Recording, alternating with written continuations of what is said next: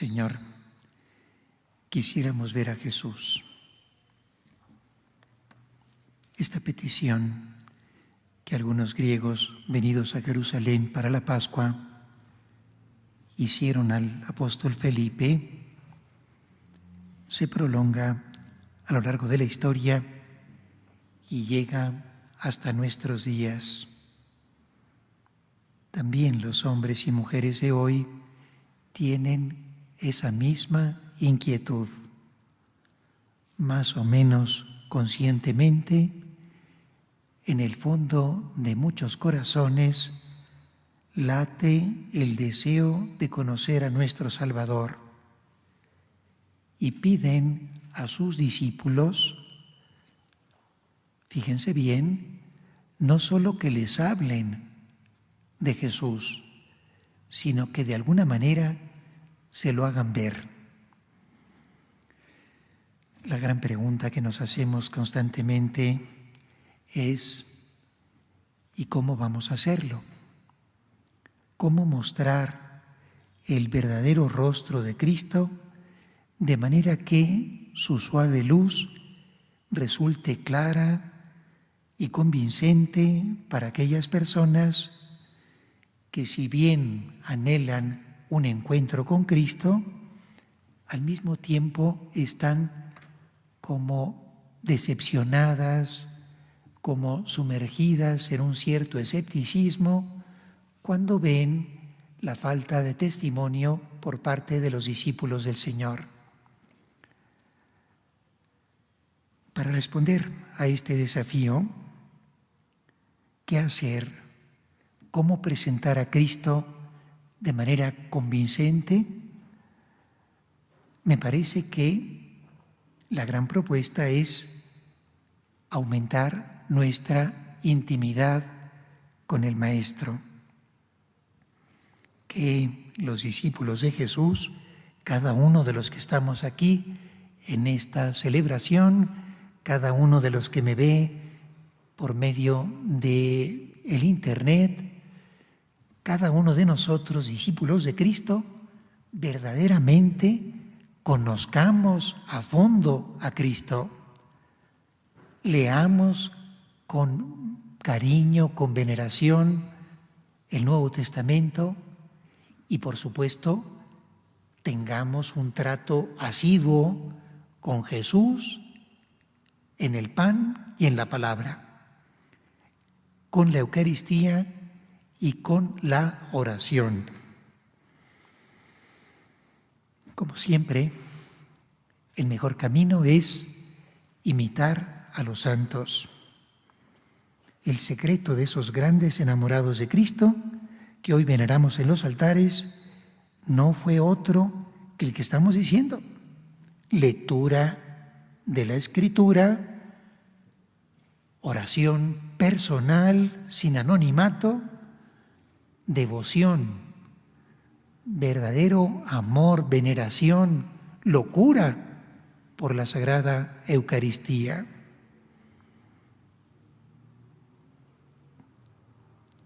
Me acordaba, viendo que el Evangelio de hoy es este texto de San Juan, me acordaba de un suceso de mucha importancia en la vida de San José María. Corría el mes de agosto de 1931. San José María vivía en Madrid, tenía unos 28, 29 años, había recibido muy poco antes la luz fundacional para el Opus Dei. El Señor le había dicho: quiero que abras un camino nuevo en donde las personas, todos los cristianos, todos los fieles, particularmente los laicos, puedan encontrar la santidad, la perfección cristiana, cumpliendo bien sus deberes ordinarios, sus deberes familiares, sus deberes profesionales, sus obligaciones cívicas, lo ordinario, lo de todos los días era la gran llamada para encontrar la santidad, la perfección cristiana. Pues aquella mañana, mientras celebraba la Santa Misa, él mismo cuenta, llegó la hora de la consagración. En el momento de alzar la sagrada hostia, sin perder el debido recogimiento, sin distraerme, vino a mi pensamiento con fuerza y claridad extraordinarias aquello de la Escritura.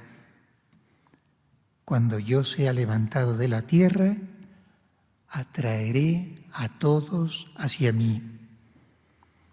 Y comprendí que serán los hombres y mujeres de Dios quienes levantarán la cruz con las doctrinas de Cristo sobre el pináculo de toda actividad humana.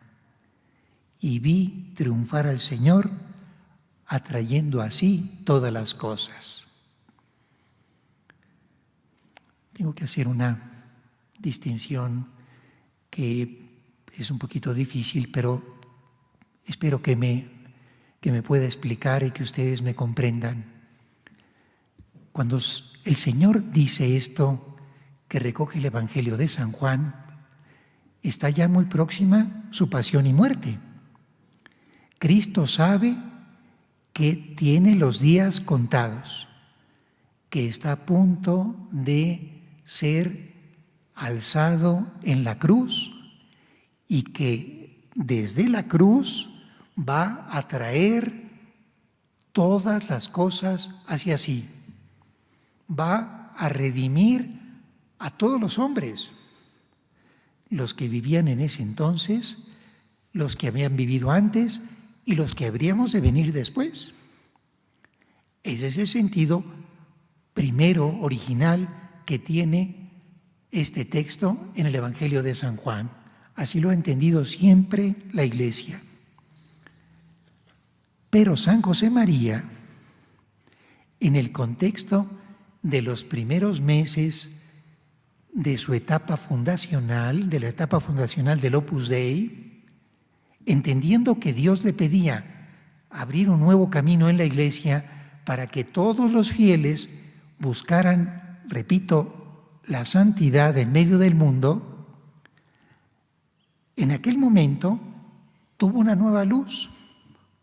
Escuchó la frase del Evangelio de San Juan con fuerza en su interior y entendió el sentido que tenía que darle a esa expresión. No solo que Dios nos iba a salvar a todos, sino que los cristianos teníamos que colocar a Cristo en lo más alto, que nos tocaba a cada uno de nosotros, con nuestro esfuerzo, con nuestra oración, con nuestro sacrificio, con nuestra vida ordinaria santificada, poner a Cristo en lo más alto para que todo el mundo lo vea. En la fábrica, en el laboratorio, en el campo, en el taller del artesano, en las calles de las grandes ciudades, en los estadios, en las universidades, en los parlamentos, en las Naciones Unidas, en todas partes. Los cristianos tenemos que ofrecer al mundo la luz de Cristo, la luz salvadora de Cristo. Esa es la gran iluminación que el Señor le dio a San José María aquel día. Y es lo que yo quiero recordarles. Tenemos que colocar a Cristo en el centro de nuestra vida. Tenemos que colocar a Cristo en el centro de nuestras familias, en nuestros lugares de trabajo, pero quiero dedicar esta parte final de la homilía a un punto trascendental. Tenemos que colocar a Cristo también en la legislación de los países, en las instituciones políticas, en las organizaciones económicas, en el mundo de la cultura.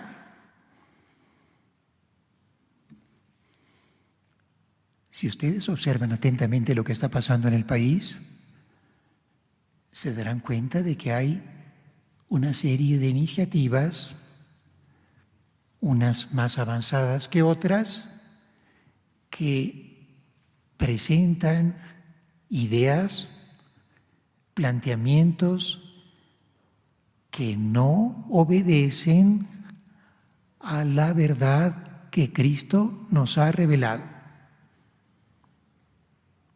Hay en marcha, repito, en diferentes instancias de evolución jurídica, cosas que atentan contra la vida, cosas que atentan contra el matrimonio, que atentan contra el derecho sagrado de los padres a educar a sus hijos, el derecho a la libertad religiosa.